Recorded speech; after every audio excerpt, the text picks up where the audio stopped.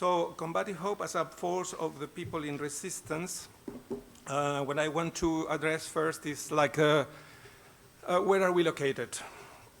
The wails of Hagar's daughters rise to heaven as a cry for justice and dignified rage for the more than 34,000 dead and 2 million internally displaced in the Gaza Strip by the ongoing genocide perpetrated by the State of Israel, the governments and the war industry of the global north that sustain it. The survivors' questions reach out to us all, for as Monter Isaac says from Bethlehem last Christmas and from South Africa later, with keen intelligence, Gaza has become the moral compass for humanity. In this terrible hour, either we are on the side of the disinherited of the earth, or we are accomplices of the perpetrators. The question is still there. And Pedro Casalgadiga, the bishop poet of Amazonia, had also said a century and a half ago, when in doubt amid a conflict, always side with the poor. So the ongoing genocide in Gaza is part of a global strategy of extractivist, patriarchal, and racist capitalism that produce Nuda Vita, once again, Giorgio Agamben's work on state of exception. On a planetary scale, as part of a project of expansion of sovereign power in a new form, that's what I would like to highlight, from the wars of the 20th century that were of colonization of territories with the imposition of post-colonial states. And now, which is appearing is the control of local elites, but subordinated to the transnational power of extractivist companies and governments. In this presentation, I wish to explore these ongoing connections between what is happening in Gaza and the Fourth World War that the Zapatistas thought of in the mountains of the Mexican Southeast. However, amid civilizational collapse, it is worth remembering that indigenous peoples have been for centuries resisted various forms of domination, rooted in ancestral wisdom that has allowed them to resist in order to survive, and when the time is right, to subvert this logic of death through other ways of life, communality, governance, arts, and spirituality of resistance. As Mitri Raheb also pointed out in his recent book, Decolonizing Palestine, it is the meek, proud of the Sermon of the Mount who will inherit the land. In the second part of this presentation, I would like to elaborate this theological source of resistances to perceive the fluttering of the divine Ruach in the existences that the survivors wave. Their combative hope, and I'm using this decolonial term, combative, will then be seen as the eschatological redoubt that keeps humanity, not only survivors, the whole humanity on its feet in the midst of the long night we are living through a global scale. The Maya communities, they used to say, we have been surviving for 5 centuries, and the long night is still there. First step, there are 3 moments: the global systemic violence of the Anthropocene, Capitalocene. I think we need to go trying to understand in a broader framework to understand what's going on in the world today. Well, in 1992, commemorating the 5th anniversary centenary of the beginning of European colonization in Abya Yala, the native peoples of the continent deployed a strategy of local and regional meetings to remember their resistance and weave networks of solidarity.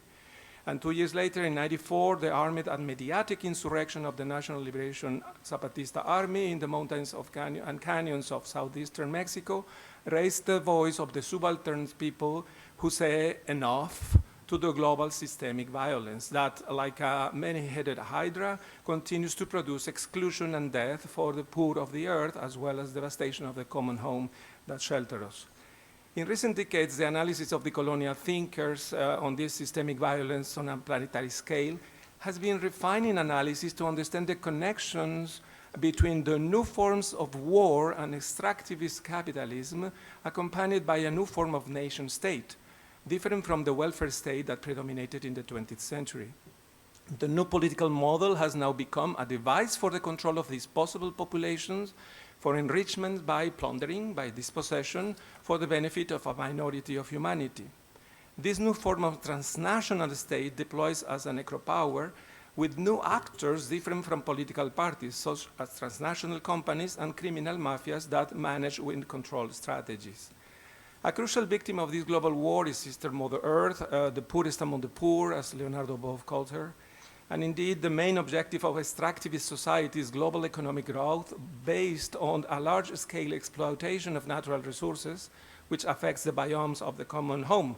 Of course, Congo, but also Amazon and other great biomes in the world. In this context of global violence, the genocide in Gaza is connected to other phenomena of systemic violence, such as forced migration due to extractivist wars in Congo, Cameroon, South Sudan, Myanmar, to name a few, together with the long armed conflicts in Colombia and Mexico. They are all control of processes of territories for the extraction of water and metals with technologies of control of agricultural production and devices of ideological subjugation of the masses reduced to nuda vida in today's dormitory cities. Second step, survivors' resistance. I would like to highlight this one, and re-existences. It's not enough to resist, it's important to reinvent ourselves as survivors.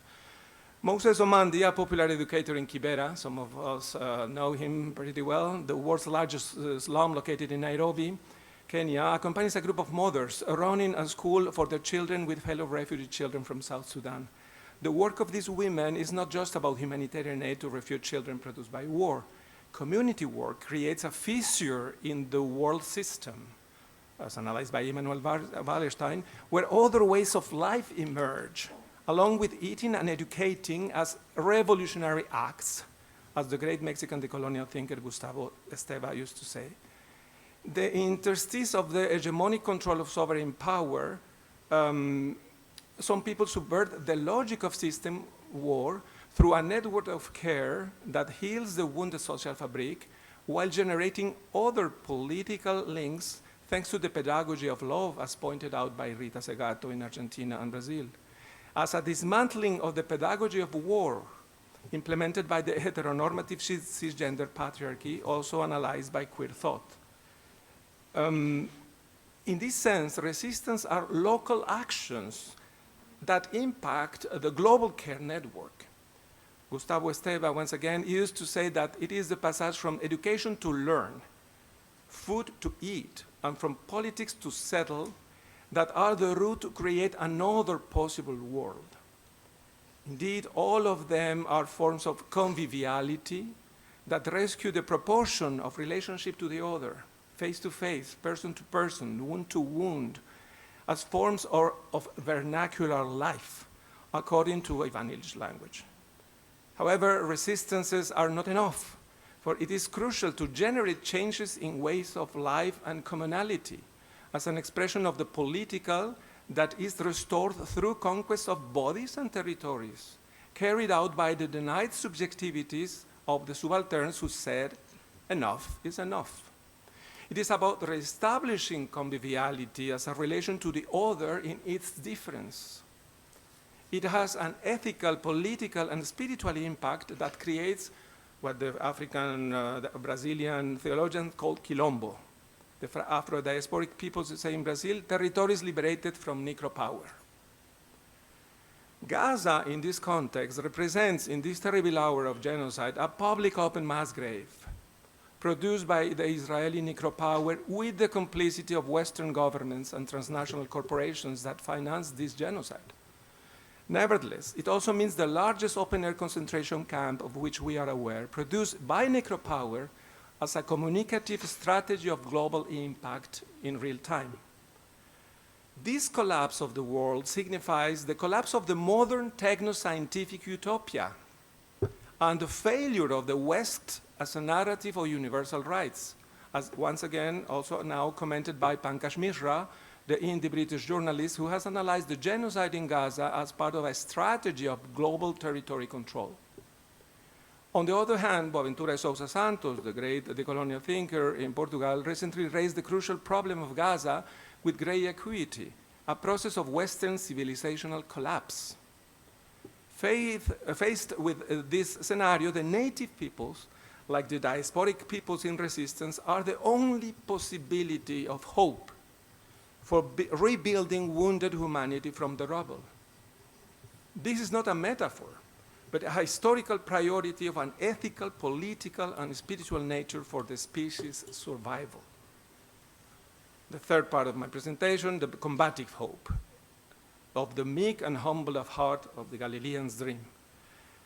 Mary Herrera, mother of 4 children who disappeared in Mexico in the war, the criminal mafias in collusion with the state and the army that has produced more than 120,000 disappeared people in Mexico since 26, has been organizing for 10 years now a national brigade for the search for disappeared persons. Twice a year, it brings together more than 100 collectives of family members, mainly mothers, who are looking for their missing children. Through various organizational axes, like they coordinate the search work, forensic, social, communication, churches. The searching mothers know that it is a fight against the mafias and the state, the narco state. However, in their wisdom, they know that the strategy consists of humanizing the enemy, putting themselves in their shoes to know why they acted in this way, disappearing people. Aida Hernandez, a great anthropologist in Mexico, has been thinking about these new politics raising from the mothers. But also Sayak Valencia in Tijuana, philosopher, talking about the gore capitalism producing endriagos. Endriagos is like a monster in the old Spanish literature. So in this way, we need to think about the production of this kind of perpetrators.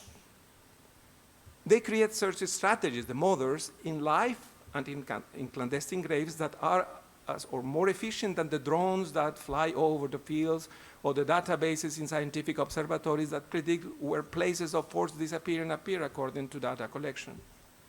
The pain of the mothers who have lost daughters or sons binds them to each other, creates political bonds between them, and also creates spiritual bonds with the families and with the absence. In these brigades, a moment of spirituality can always be in the middle of a clandestine grave or at the end of the work, a source of hope. And I like this, it's like a sketch, just a mother caving, looking for his children or her children, and then there is a heart. Through rituals of life as a protest against death, the mothers of missing persons reinvent the world of horror produced by the necropower that in the form of the narco state in Mexico or the genocidal state in Israel continues to expand like a many-headed hydra. However, they do not give in because their strength is love. Buscando nos encontramos. Searching, we find each other. We are looking for them because we love them. It's one of the slogans that animate their marches in the streets and square of the places where the brigades advances. On the other hand, from the clandestine graves of the rebel in Gaza, Amir Raheb, located in his existential place of enunciation as a Palestinian Christian, proposes to return to the Sermon of the Mount to value the role of the meek who will inherit the land as a foundational text to the Semitic peoples in the relationship with the land. How many? Oh, okay. This eschatological imagination deployed by Jesus of Nazareth signifies a promise that unites the Semitic peoples with other peoples. We need to deconstruct the Zionist ideology of the Semitic identity, what it's about. Enrique Dussel has been reflecting for several years on that. It is an eschatological announcement by the Galilean that opens the imagination of the primary recipients of the divine promises, the Anawim, the poor. However, and I'm ending with this part of the presentation, it is essential to remember that the God of life's salvific action does not annul human agency. On the contrary, it empowers it. Those from a decolonial perspective, it will be through the practices of territorial autonomies and social spiritual agreements that this beatitude will become a promise fulfilled. Thank you.